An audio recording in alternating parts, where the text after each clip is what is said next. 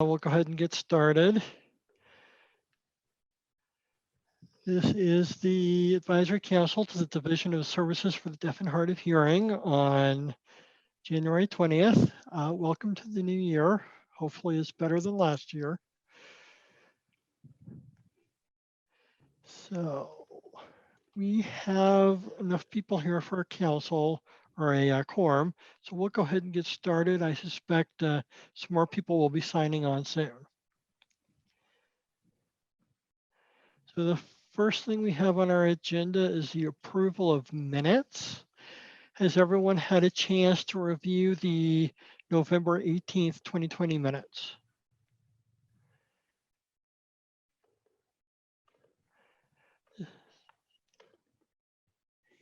Justin, when was the last meeting? Last meeting was November November. 18th.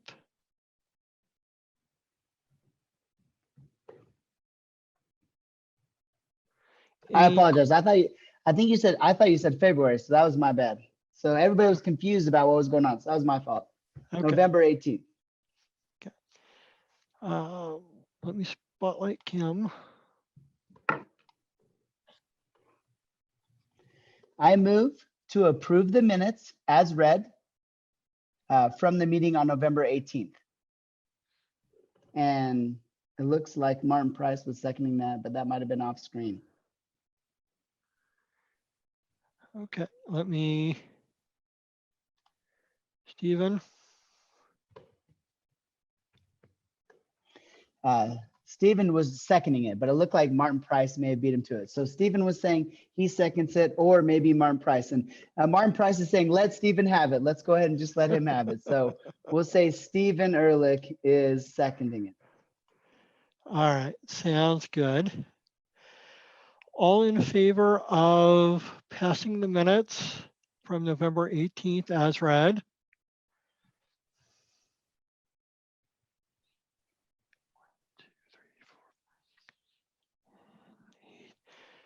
Okay, and that's 8. Any opposed?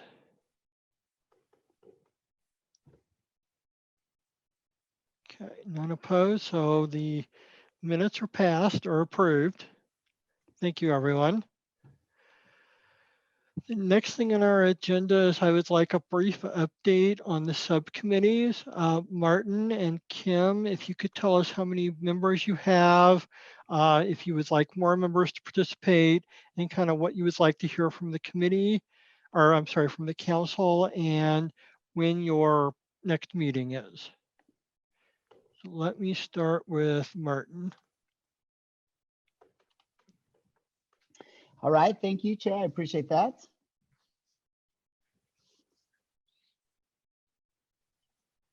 Thank you, Chair Howell. Before I start, I've got a huge favor to ask. Right now, it looks like I've got 16 or 18 different small pictures, and my eyes are not what they used to be. So I'd like to ask that only the interpreter or Justin keep their cameras on, and then when you're called to comment, maybe you could put your camera on. For me, that would for me, that would work a lot better. And so also, I do know that there was a deaf individual had lost their eye recently because they've overused Zoom, and I don't want to become that individual. So could we have people turn their cameras off? So if you could just turn your camera off until it is your turn to speak. For our eyes, it's better if there are 9 or less. So Justin, right now we have 3 people on the bylaws committee. One of them is Cody Simonson, Stephen Ehrlich, and also Larry Lee. So those 3 and myself, the 4 of us, will be on the bylaws committee. One of them recently asked me during the last meeting on the chat, and again, I can't remember who that was, so if I missed anybody, let me know. But those are the people that I remember. Larry had some suggestions for some bylaw discussions, And we've just been waiting till we got our committee set up before we started those discussions. It's difficult to get the ball rolling and then have people join after you've already started working. So that's kind of where we're at right now. If there's no one else added to our committee, the four of us will start meeting. That's all I have to report to you tonight.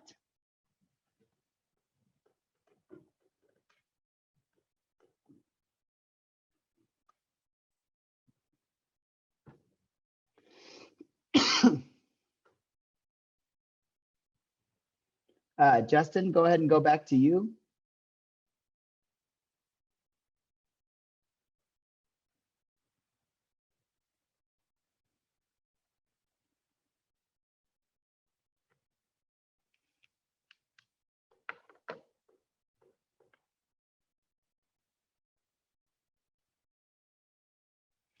It looks like Stephen is raising his hand. So can we put the spotlight on Stephen? And Stephen is saying, there are a couple of things that I would like to add to what Martin has suggested there. I'd like to ask that each member of the advisory council, if you guys have any recommendations for the bylaws, please let us know that. Remember, we're not going to know everything, so I want you guys to help us out with any ideas that you may have for those bylaws so that we can make our bylaws as strong as possible. Thank you. And Martin is saying thank you, Stephen, for that addition.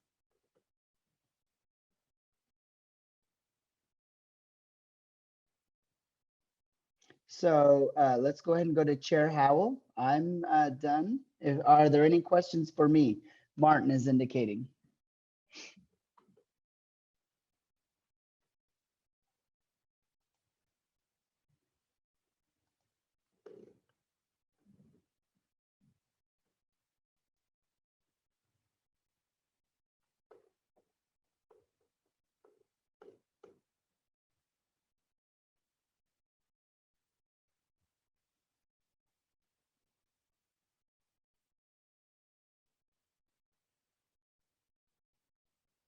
Okay. Clay, are you spotlighted now? Yes, sir. I am on the spotlight. All right. Thank you, Martin, for those comments. We will now go to Kim.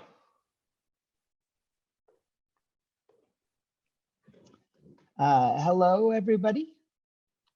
And hello, Justin, and everyone else on the committee.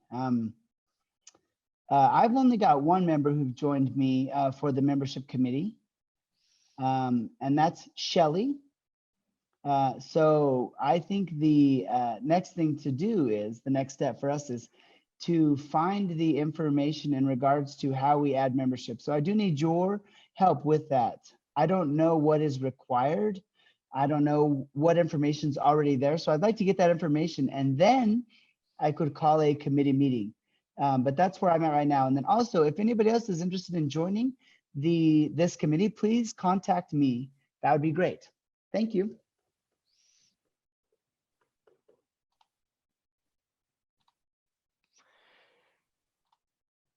Any questions for Kim? Looks like Stephen has a question. Right, this is Stephen Ehrlich here.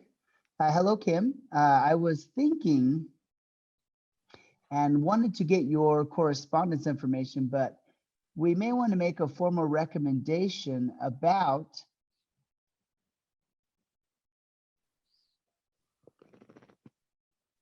maybe Kim and maybe Justin setting up a meeting that is a face-to-face with the director of DWS to find out what is required for a person to become a member of the advisory council. So for example, Cody Simonson. Cody applied to be a member of this, and after reading his resume, they had found out that he is a business owner as well, and that he is on the state contract. And I remember in the beginning, people thought that was a conflict of interest and he could not be on the advisory council. But moving forward, we found out that it was approved and he is okay to be on the advisory council. And that caused a little bit of confusion for the rest of us members of the council. So we might want to get with DWS and figure out how people can be on the council, what kind of conflicts may arise. So Not sure what you think about that, Kim.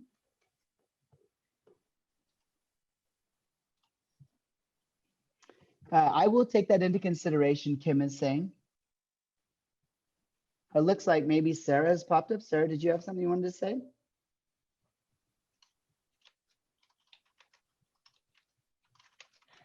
We can go ahead and spotlight the interpreter now if Sarah's going to speak. Oh. I don't know why my video is not showing up, but that's okay. I was just going to suggest that myself or Arlene will provide staff support to these subcommittees so we can provide any guidance that you need.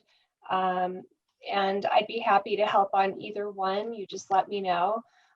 Maybe membership would be good for me because I'm the one that communicates to my boss to get the appointees.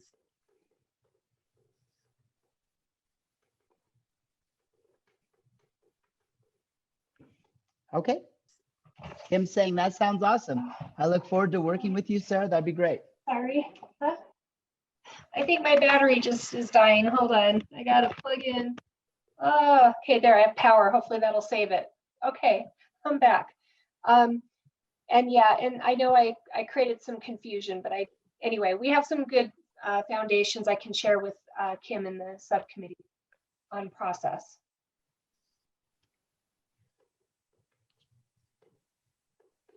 Sounds great. Thank you. I think that's all for me, Kim is saying. Okay, I did have one more question since Clay is still on, or the interpreter. I was going to ask Justin, I know he's trying to run the meeting, but do we want to come up with some general timeframes for when we want to have our recommendations to present to the rest of the committee? We have a lot of vacancies that'll be coming up in June or July, so we want to make sure we have time to get the policy revised and implemented so that we can continue recruiting members.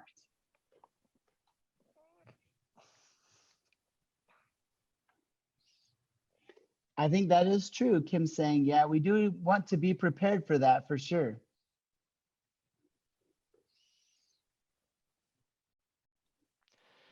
Kim saying that's about all for my report. So go ahead, Justin, you can go ahead.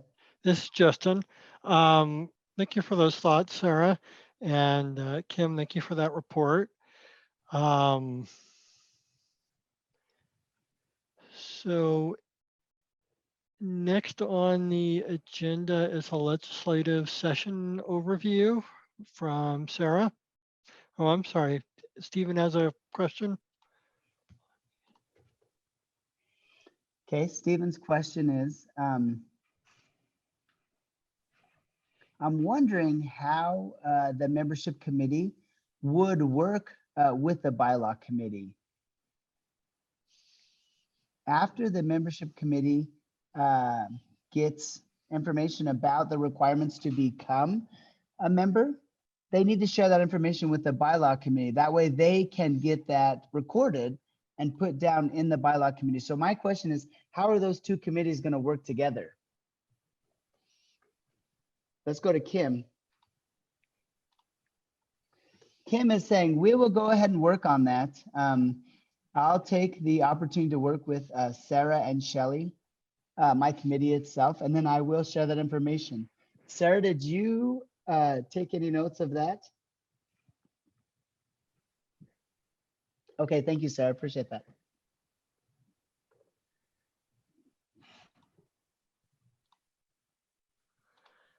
Okay, this is Justin. So now we'll go ahead and move into the legislative session overview with Sarah Brenna.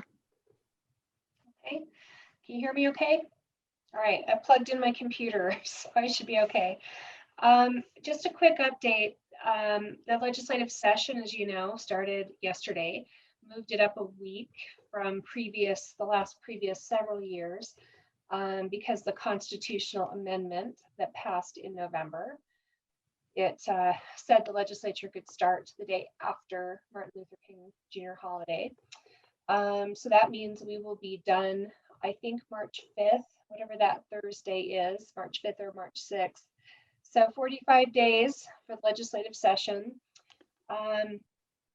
The Department of Workforce Services has budget meetings scheduled, as do, I believe, all the subcommittees for appropriations over the next couple of weeks.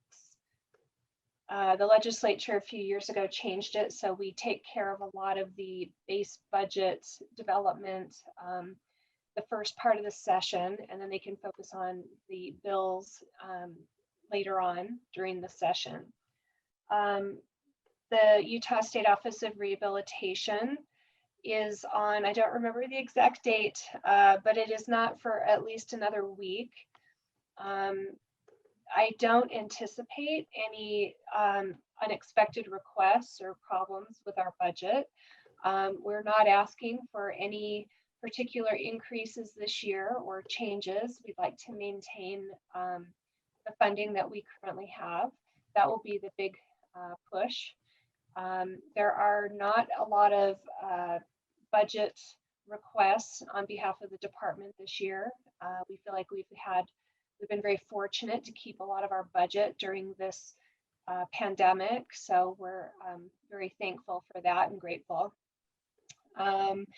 We do have some new chairs of our subcommittee. Workforce Services and USOR are part of the Social Services Appropriations Subcommittee. And some of you might remember that Alan Christensen, Senator Christensen's been a chair for a really long time, and he retired this year. So I wanted to share our new Senate chair is Jacob Andrick, in case you were interested. Paul Ray is still our House chair on the subcommittee, and he's been with us for a very long time. There's a lot of new faces. You can look up committee membership and schedules and calendars on the legislative website at le.utah.gov, and basically listen in to any committee.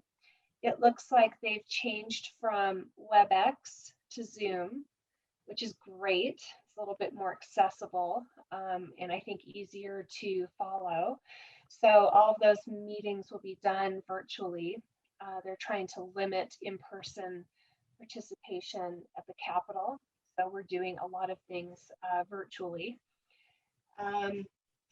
And let's see, what else did I want to mention? Probably the thing that's most relevant for our employees is that they are proposing a pay increase that would start in July. They had removed the raise that we were scheduled to get last year, and that was true, I believe, of most of state government, if not all. So employees, you know, we're falling pretty behind across state government in salaries in this economy. Even though we've had the pandemic the last year, we have a very strong economy in Utah, and we're seeing a lot more turnover in jobs and people not accepting jobs. Our department leadership is very aware of that and supportive of the efforts of the governor and others to take a look at compensation and how that affects our employees, especially entry level. It is common knowledge that you can go to a burger joint and make as much or close to what you make starting in a lot of the human service agencies and state agencies. So hopefully something will come of that. I don't have any legislation. I guess what I wanted to do is open it up for any questions, or legislative items that you'd like to talk about, or perhaps have me take forward to our leadership or the governor. So I know that, I'm sorry, I didn't know about a meeting last week that I was invited to, but happy to meet with any of you individually or offline and talk about what kind of legislative items you'd like to pursue, things that we should be aware of or things you might want help with. So either reach out now or you can reach to me offline. I'm open either way. Would like to work together with you on that. So with that, are there any questions for me?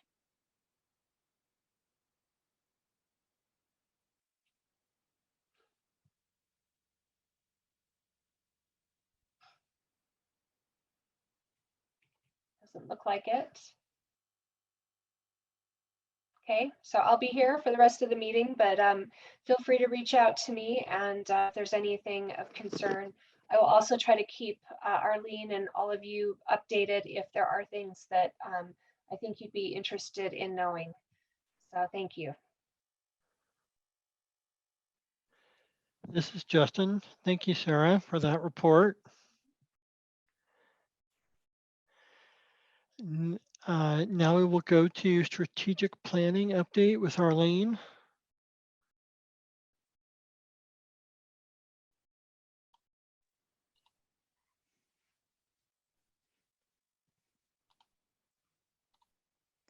Hello, everyone. Oh, excuse me. Hi, everyone. Happy New Year. Hope we start off on a good foot for 2021. I have a PowerPoint to share. There's some videos, trying to distribute those videos. I'm not sure if any of you are on our social media, our email blast. So I think it's only fair that I release these videos to you. We are still working hard. We are truly moving on with our strategic plan. I can discuss more about that. Let's go ahead and do a share screen if that's possible real quick. It's looking like I can't do that. Could you assign that to me so that I can share my screen?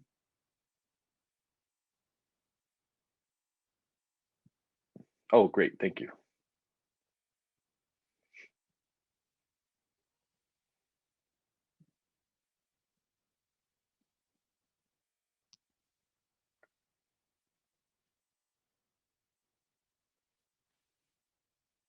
Okay, just want to make sure I can see well.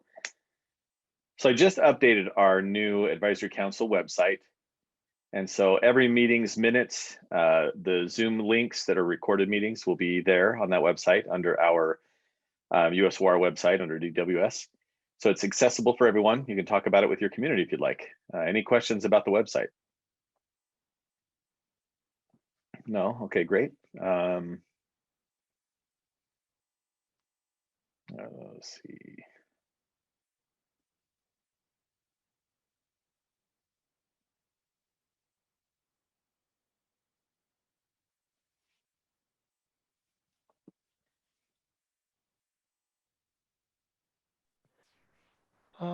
What was the question, Arlene? It looks like nothing is showing. Okay, now. Oh, I don't know why it's not showing. I thought we did the screen share. Pamela's saying I could go look. Oh, here we go. All right. Okay, now it looks like it's up.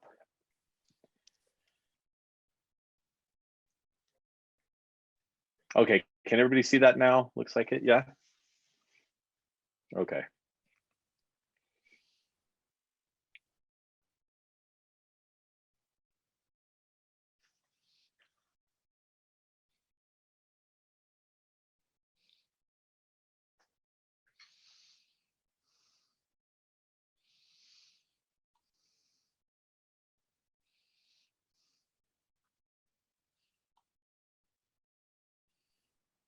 I'll try to read it then real quick. An inclusive community with full communication access.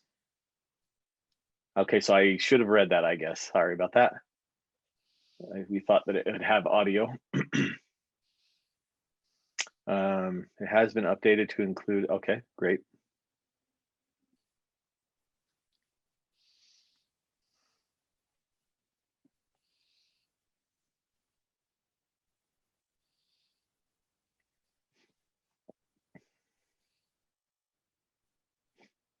The Utah Deaf, Hard of Hearing, and Deafblind community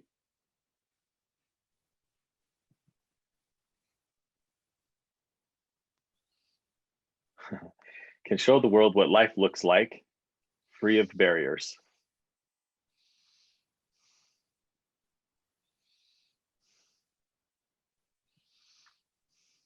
So that was the captioning on the video.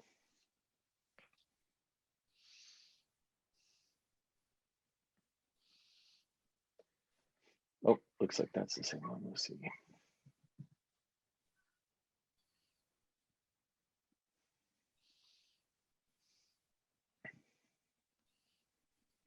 Hi, I'm Arlene Garcia Gunderson, the Director of the Division of Services for the Deaf and Hard of Hearing, DSDHH. I would like to share with you what our staff has been doing for the last 5 months. We have Zoom meetings, committee meetings, focus groups with stakeholders. We have reviewed and edited our mission, vision, and core values.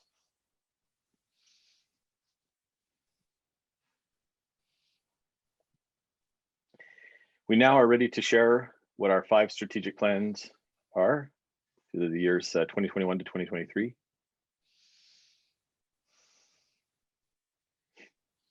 I will share 5 equally important priorities in no particular order. Improve outreach and awareness, build youth programs, support underserved communities, spark innovation in programs and service, elevate the community competencies,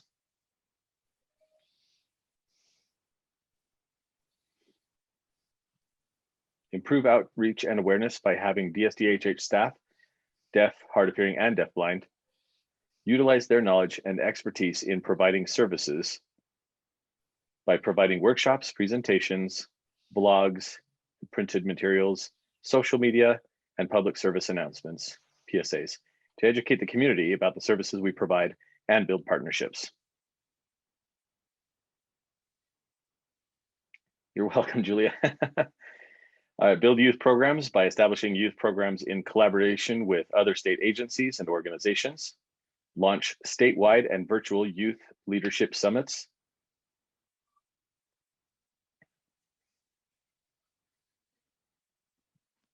Support underserved communities by improving DSDHH's cultural competencies by engaging with the communities through dialogue and public forums.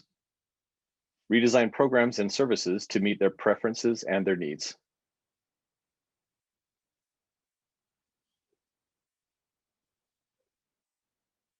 Spark innovation in programs and services by creating an innovative team composed of members with diverse working styles, experiences, and skill sets whose primary purpose is to get together to identify innovation goals, plan action steps, and measure innovation.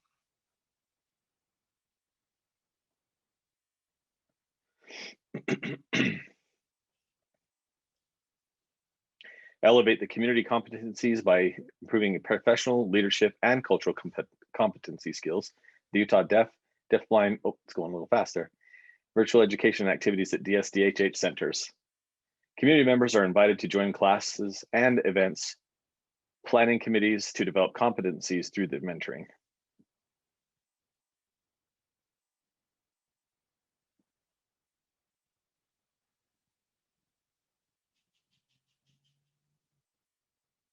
Okay, so those are some videos. Just a nice way to introduce new members as well to our services. Maybe they weren't aware. So welcome to the new members.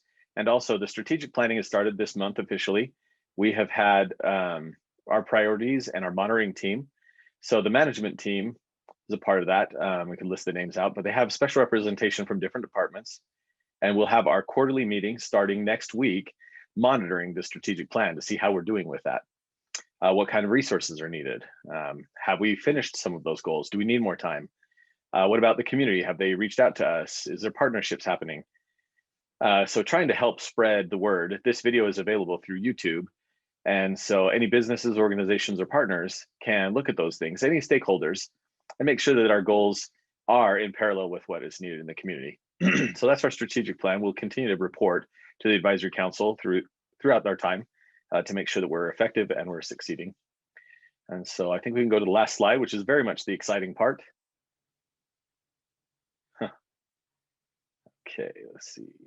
We'll go ahead.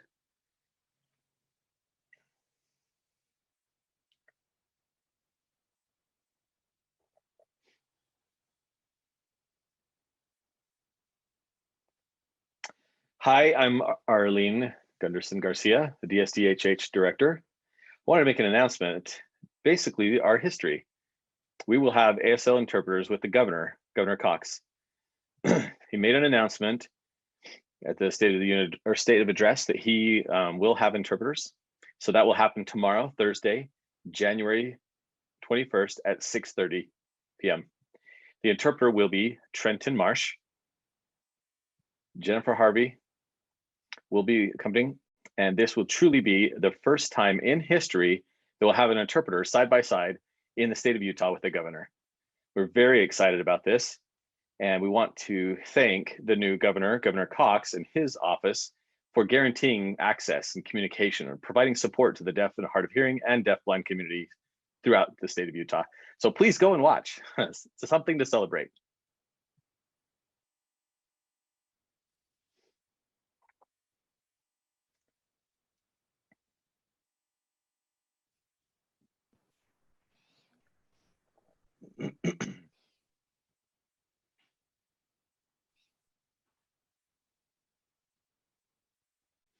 Okay, I'm going to stop the screen sharing. Okay, I was done with those videos, but I really wanted to applaud the media team. They have been doing a fantastic job. It's been a learning experience, some trial and error with videos, but we're getting there. And we did set up a studio, some filming ability, scripts, voiceover, captioning, just to make sure that everyone has access.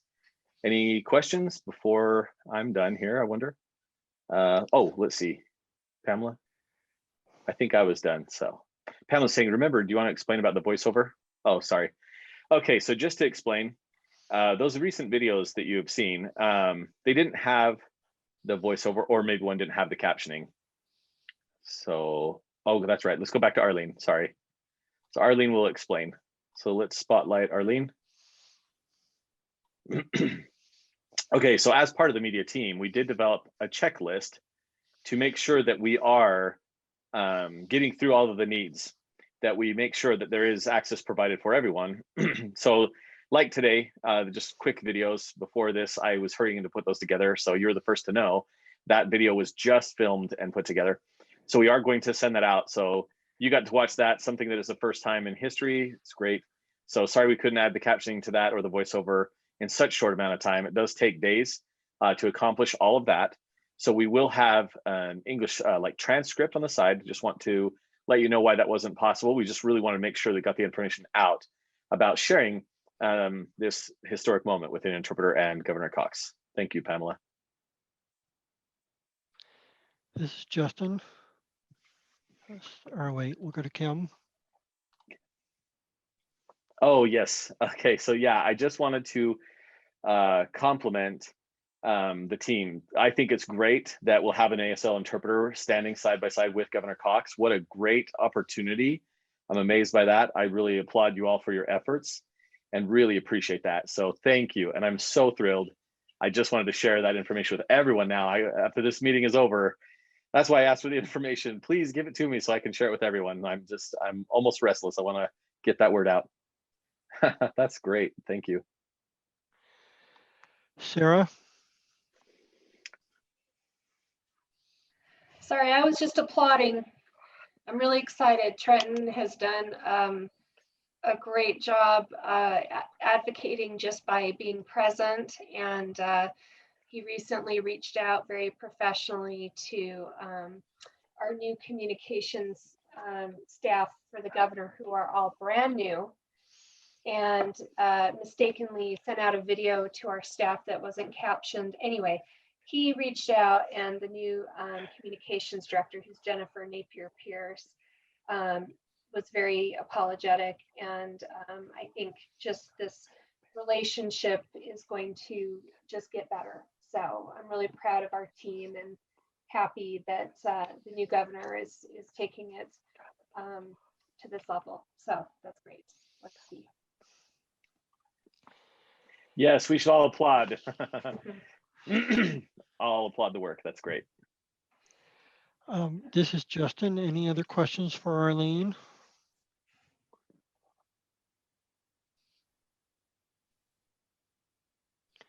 I don't see any. Okay, great. Thank you. Good to see you all. Arlene, bye-bye. would you like to cover the advisory council website a little more, or did you say enough on that?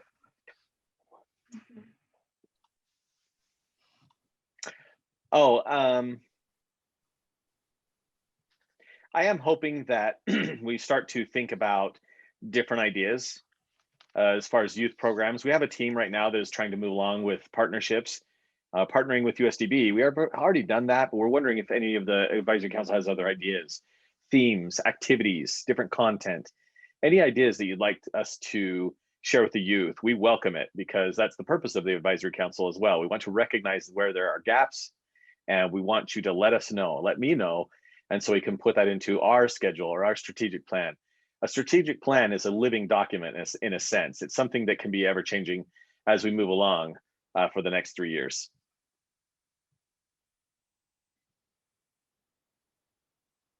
And so, sorry, that was all for me. Thank you.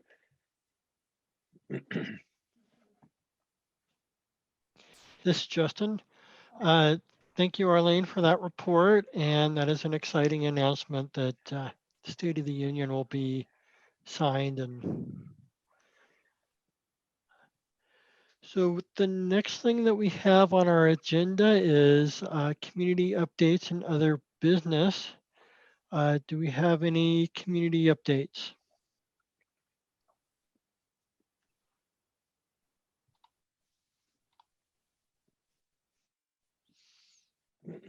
Okay. So just wanted to discuss what's happening with legislation and USDB. First of all, well, there's a couple things, different groups. One is called the ongoing funds, and the other is the one-time fund. So with the ongoing funds, excuse me, we will be getting 7.85% increase for teachers. So the teacher salary will increase. That's a good thing. Hopefully, that will also include some of the other staff members, the regular statewide employees with a pay increase as well. We're hoping for that for all of our staff as well. And then also some positions that were requested last year were denied because of some funds that were cut, but they did ask for it to be proposed again for those positions. And so we have, and we'll see what happens. We also recently were approved to use our own funds to purchase an audiologist van and also a small bus. Really kind of interesting. We're using our own funds, not asking for other extra funds, but because it requires approval from legislation to use these funds for these things. And so anyways, we had to make the recommendation, and briefly it passed. Should be quick to move on with that. But luckily, in asking now, tonight, we should, all of my staff included, we should be able to inform them. Our boys basketball team used this bus and drove,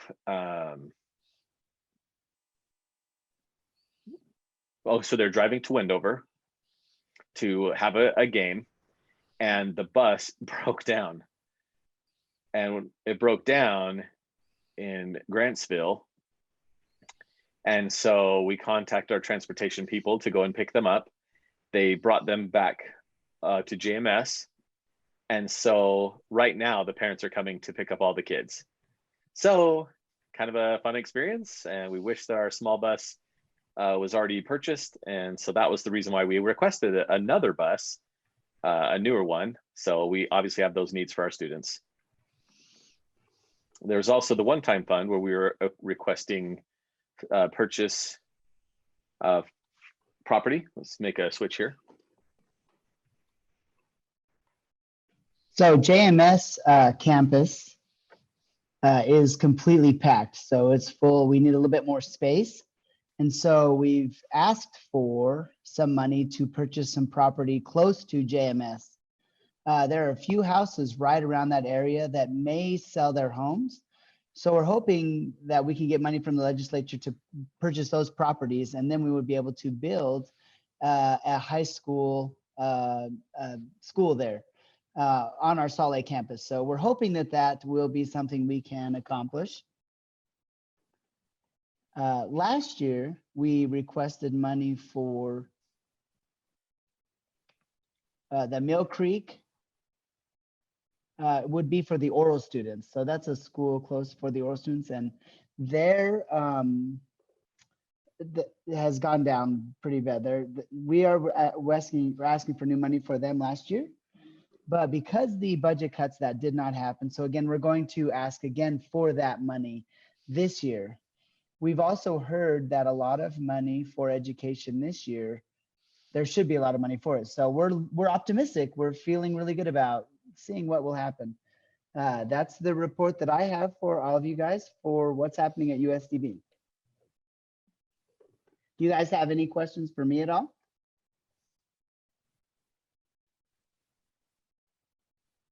Oh, looks like Steven's got a question. Hello, Michelle. Thank you for your report. I wanted to follow up with the lawsuit that you had with the Shakespeare Festival, where they were supposed to provide interpreters. Did anything ever come from that, or whatever happened with that? Let's go ahead and go back to Michelle. Oh, Stephen, thank you for your question. That's a great question. We did sue the Shakespeare Festival. And what happened was they said an iPad was a good enough accommodation for those students, but it was wireless. So the iPad would lose the service all of the time. And one of the problems that we're having is the Shakespeare Festival is housed under the Southern University, Utah. And so, and that's also under the government. And so their attorney and our attorney all serve in the same office. So they didn't want to fight each other, so to speak. So there was a conflict of interest and they dropped it. But USDB has said, we've had enough of that. We're not doing that competition anymore. Their perspective of the way they see our students is not very fair. So I had told them, are there any deaf or hard of hearing competitions that are a high school level in the nation? We've done some research and there isn't any around the nation. So we are recommending that maybe USDB host the first National Deaf Theater Competition. Hopefully do that this year. I believe in April 15th is when we want to do it. This year would have to be remotely done, but we'd like to build those partnerships up. We're working with NTID and also the Sunshine 1.0 group. So we're already having weekly meetings with them. We've had several deaf schools interested. So KBS, MSSD, Kansas School for the Deaf, several different schools. I'm trying to remember the names of all the different schools, but I do apologize, I forgot those. But there's around 6 schools or so that are excited to be involved with that. And we've started the process for that. They would record themselves doing their show, and then they would send it to us. And then Sunshine 2.0 would judge those. And then on the second day, we would have an awards ceremony. And then Sunshine 2.0 would perform their show on the last day. So we're hoping that something like that can happen. If the Sunshine 2.0 can fly in here to provide some performances for all the Utah people, that would be great. And we'll see what happens. But we are ready to pay for them to come out and do that. There are a lot of high school students who want to be involved in that. They want to do some workshops. They want to do the competition. So again, this would be the first time this is happening. It's a bad year to try to start that. We're going to do it visually this year, see what happens.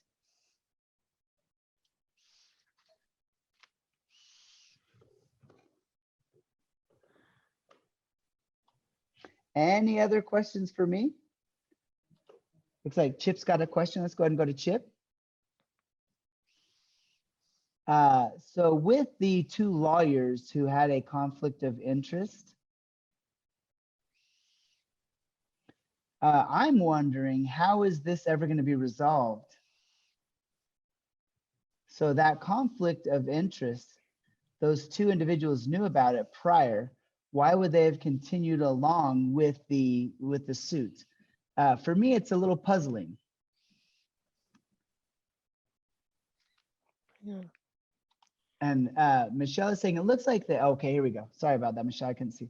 It seems like they tried to keep everything separate to protect their clients. So our attorney tried to protect us and SUU's attorney trying to protect them. But in my opinion, it seems like they didn't want to upset their colleagues, so to speak. That's my opinion. So I disagree with that. I disagree with their decision. I feel strongly that we had a great case. And that's not appropriate access for our students.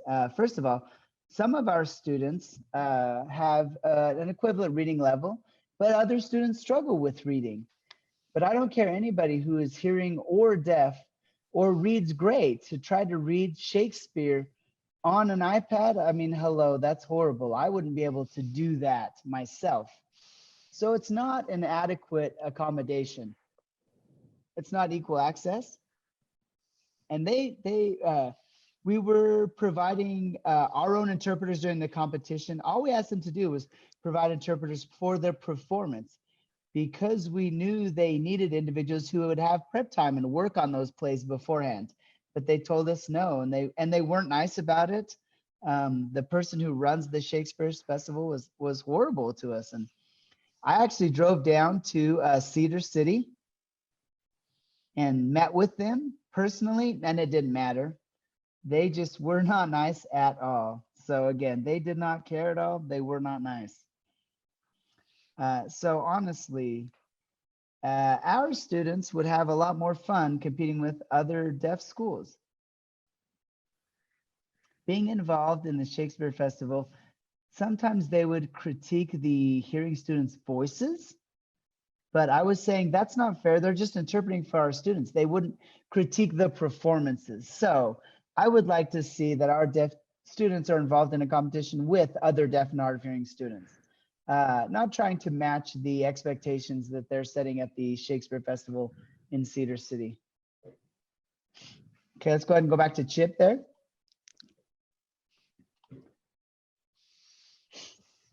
The reason I'm wondering that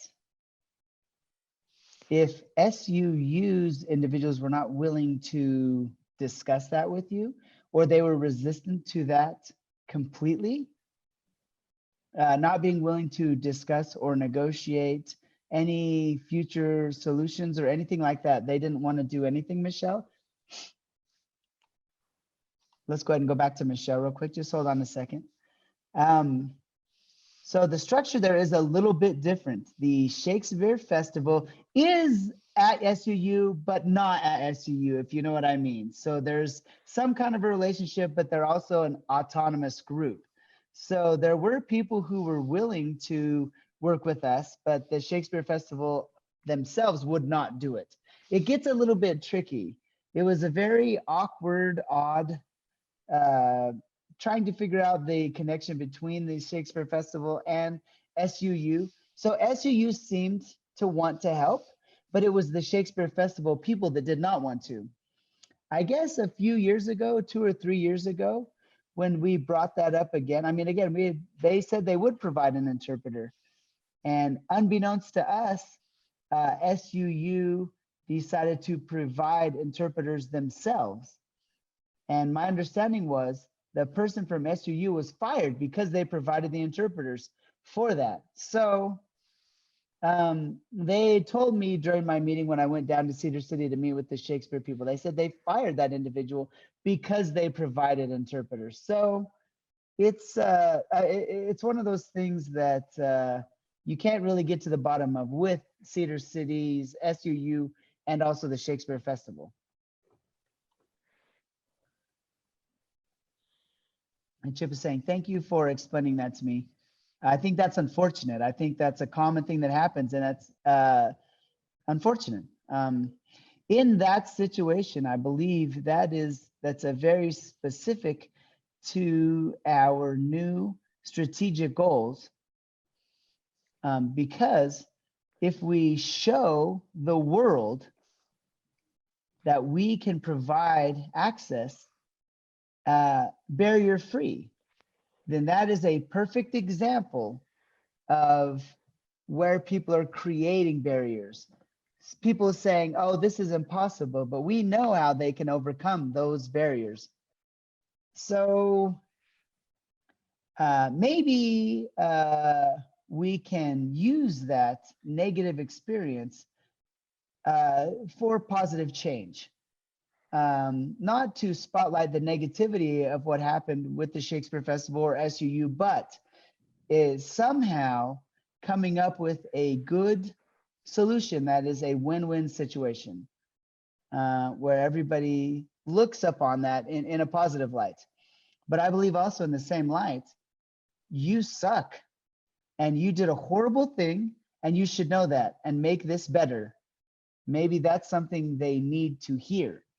And maybe that's a way that we can change this into a positive experience. And Michelle saying, that was my reason for setting up the Deaf High School National Competition. I think maybe that's how we can make it a positive thing. Also recently, a situation we had, one thing that they had said, because again, USDB was had to provide interpreters for our show, for our performance. And they wanted it for the other performances. We said, no, that's your performance. So you need to do that. We'll use the interpreters that we bring for our performance, but you need to provide them for the other performances. And again, it was just a huge fight back and forth. It was never resolved. And that's sad. That's pretty frustrating. And I did write a very curt email when we were finished with all that to the Shakespeare Festival people.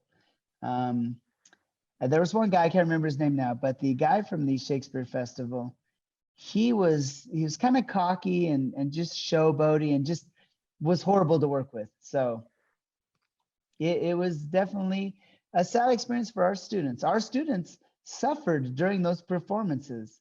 They would maybe stay for 15 minutes and then they didn't want to stay any longer. Some fell asleep during the plays.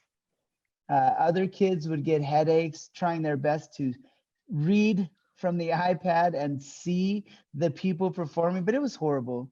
So we told the kids at intermission they could leave. They didn't need to stay for those plays. So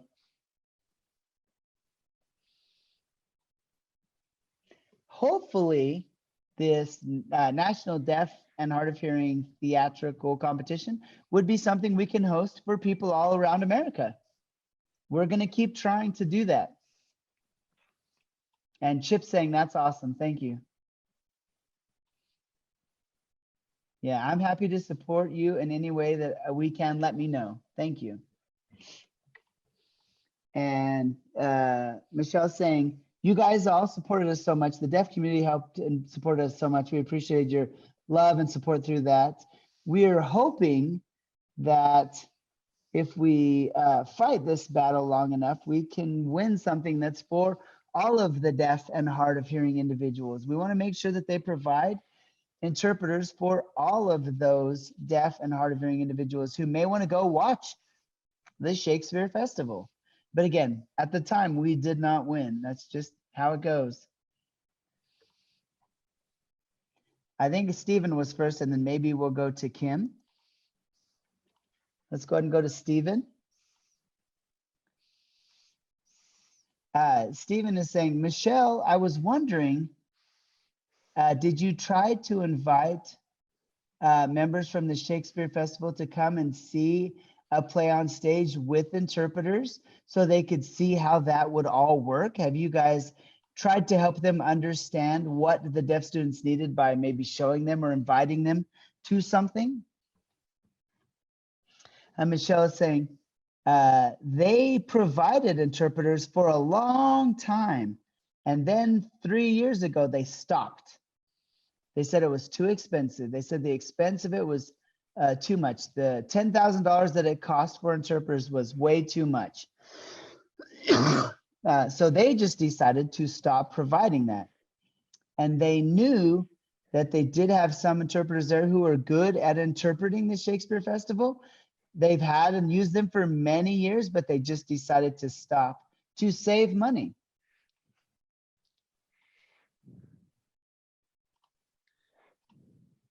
which was a very frustrating experience.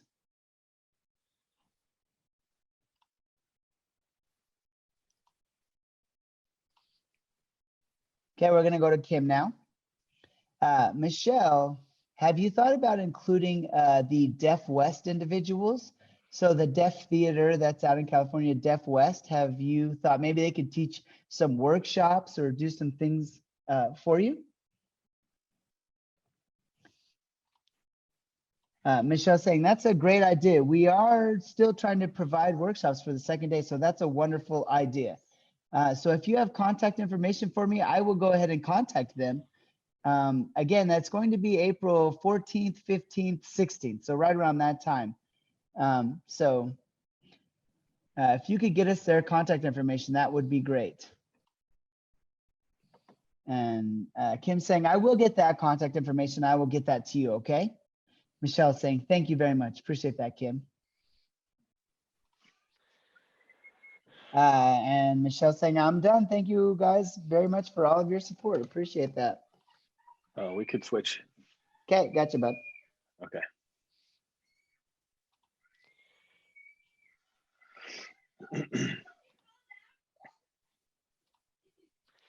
Okay, this is Justin. McLean, Drake, you have your hand up. Yes, I do. Yes, I do. It's been a long time since I've seen you all, so it's glad to see that everyone's doing well. At least I hope so. I mean, your cameras make you look stunning as always, so it's great to see you. Yeah, I've been busy with a lot of things during quarantine. Been working still with the Megaplex. They've been trying to do more with their ADA stuff. So I just want to remind everyone that they are open to any feedback that you guys are experiencing at the movie theaters, whether you're deaf, hard of hearing, or any other disability. They are open to all suggestions. They've already put induction loops or neck loops in all their theaters so far, and then any future theaters, they'll be building it into the actual theaters. And then they also do things for blind and hard of hearing and completely deaf folks as well. So, and then I just started working with the Cinemark movie theaters. They actually just added the Cinemark, they just added neck loops as well. So they're trying to replicate whatever the Megaplex is doing. So all the Cinemarks and the Megaplex, and I work with both of them for all their ADA concerns. So if you have any issues or anything that you're having difficulties with, please let me know and I can talk directly with the heads of those places. And then I am also involved with 2 gyms that are opening, one in Saratoga Springs and one in St. George. That'll be opening within the next 6 months. And I'm the head of all their marketing and also all their ADA stuff. So I'm figuring out the best things to have at the gym for accessibility needs. So if there's any suggestions, I've heard of induction loops, they're open to anything. So I figured I would bring that forth. If anybody has any suggestions or anything that they've experienced at the gym, whether it be for classes or for personal workouts, they are wanting me to do a lot for it. So I'm just trying to figure out the best things for that. And then I'm also working with Caption Call and Phonak still. So anything that you are experiencing with problems with any of those divisions as well, please let me know. But mostly I'm glad everyone's doing well. And Michelle, that's just unacceptable that all happened. So I know what I'm never supporting again. So I appreciate you letting us know the updates on that case, because that's just very frustrating as someone who loves theater. So, but yeah, does anyone have any recommendations or any questions I can answer? Probably missed some things I'm doing, but ultimately those are the major things right now. McLean, are you hosting any concerts? I have chose not to do it until either the vaccine is distributed for majority of the population or once society feels more comfortable with it, just because it is a big contributing factor for people who, you know, it can get spread there. And because I have had older people and younger people, especially people with disabilities, some people are typically older that come to my concerts. I just didn't want to put them in a high risk environment. due to, other people wanting to enjoy themselves throughout the night. So until that's all better and once concerts start becoming normal here in Utah or in general, I just decided to hold off. I just feel like it'd be irresponsible if I just started throwing shows and, started spiking numbers. I don't think that'd be a good PR. So yeah, so I'm just waiting until everything comes back to normal. And then, yes, I will be doing, I'm thinking in the summer, I'll be doing a big massive festival, which will be fun. I'm just trying to figure out when the best time to do that is. Thank you, McLean, for your update. Sarah Brenna, you have your hand up.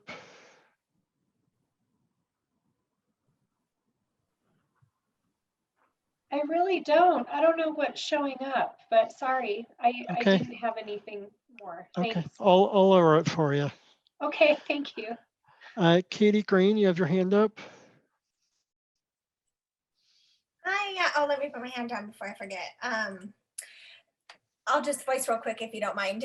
So we have a virtual deaf education conference coming up that we're planning. So this is really kind of exciting. I think it's the first time in our state we've done anything like this. Michelle, you could tell me if I'm wrong, if USDB maybe's done this before, but we have 6 organizations working together. So DSDHH, the School for the Deaf and Blind, the Utah Parent Center, which is who I work for in the Department of Health. So I work with the newborn hearing screening program, basically. So we're kind of collaborating to do a virtual deaf education conference, kind of like a virtual parent-teacher conference. So it'll be teachers, interpreters, and parents of children who are deaf or hard of hearing in the state of Utah. It is going to be free. Arlene's got a flyer that she's going to share so you guys can see that she'll show. Thanks, Arlene. If you guys want a copy of this and can share it with your resources or families, we really want to be able to support families in the state and let them know what's available here. We'll have a panel of parents, a panel of youth. I think we might do a panel of deaf or hard of hearing adults as well. So really a good variety of services and resources and information. We're gonna have some entertainment. It's gonna be really great. I'm really excited for this to be coming about for Utah families here. Thank you, Arlene. Thank you, Katie.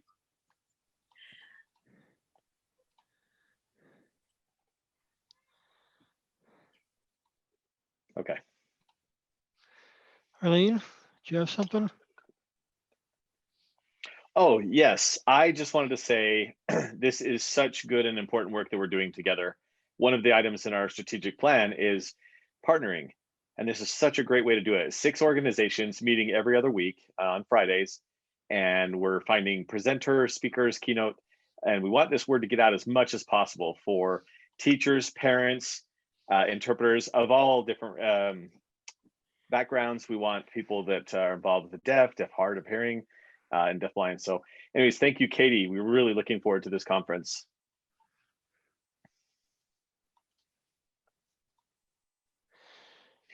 This is Justin. Thank you for those updates. Any other community updates? Any, Kim? Yes, hello. We do have some community updates with UAD, me being a representative of UAD.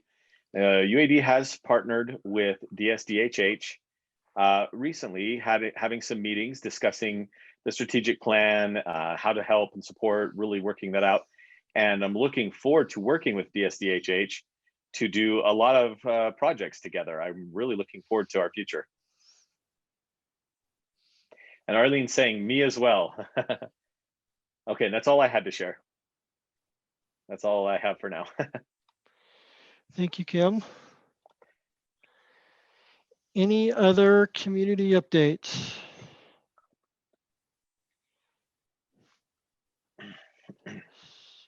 Stephen? Okay. I'd like to ask Kim, I'm wondering with UAD, you're working with DSDHH. Are you also doing any writings of bills to legislation? And if you are, what kind of bills are you proposing? We didn't see any legislative issues, any issues that could threaten our community as of now. So really, there's not much activity. But we have delegated that to DSDHH to monitor for us, and then we can help and advocate for any of those bills. But we have not heard of anything yet.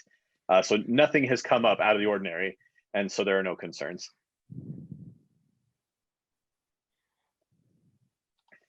All right, Stephen's saying thank you, thank you. Let's go to Arlene.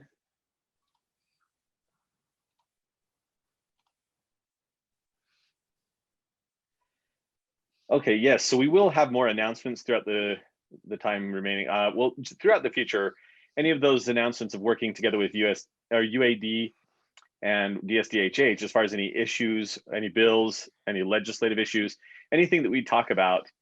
Of course, UAD can be our frontline advocates for the community, and we can provide resources, even our studio, if you want to make any announcements. We wanted to make sure that you're aware of that. MOUs as well with UAD and DSDHH, we can do things where we're talking about the things that we're doing, and then we can advocate and work together for next year. And that's another approach for the legislative sessions next year. We'll also work with NAD. There's a lady named Kim Bianco, and I'm talking with her about any training that she may be able to provide for the UAD staff and even our own staff. But they may be able to go on a retreat and talk about all these big dreams. You know, we want to dream big, but of course we also have to take our baby steps to get to accomplish those big dreams. So a lot of collaboration. So that's it for me.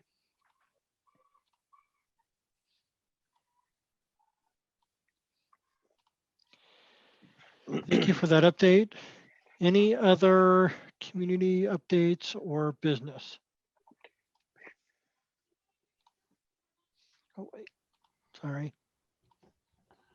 I mentioned this in the chat, and I just wanted to say that we have tried to start a raise your hands and voices group for hard of hearing and deaf teens. And it's kind of had a little bit of a slow start, but the people that have, or the kids that have joined it, have really enjoyed it. It's the first Wednesday of every month. And the next one will be February 3rd from 6:30 to 8.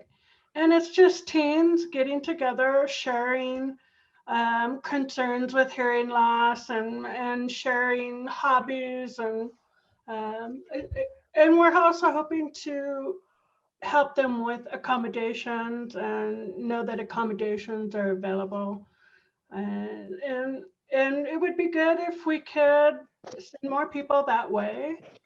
So if you want more information, you can email me and I'll send it to you. But yeah, we would like to spread awareness of that event.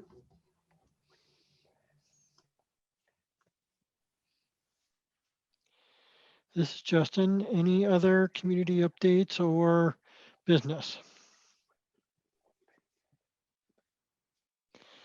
Then I would like to thank everyone that has shared their information today and helped out with this meeting. So our next meeting is on February 17th. Stephen? Oh, yes. So I forgot to inform everyone. The Blind Center is having a deafblind individual, Daniel Ney, who was in the position. A specialist, the deafblind specialist. So she was at the Blind Center as the specialist for the deaf and blind, and she has resigned. And so right now, there is not a person in that position. They're going to be advertising for a specialist. I think the deadline is February 1st. So if any of you are interested or know someone who's interested, you can inform them about this position so that they can apply.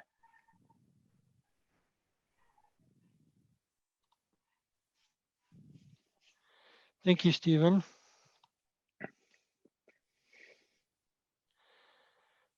Okay, our next meeting is on February 17th at 5 p.m. If we don't have any other questions or business, I need a motion to adjourn the meeting.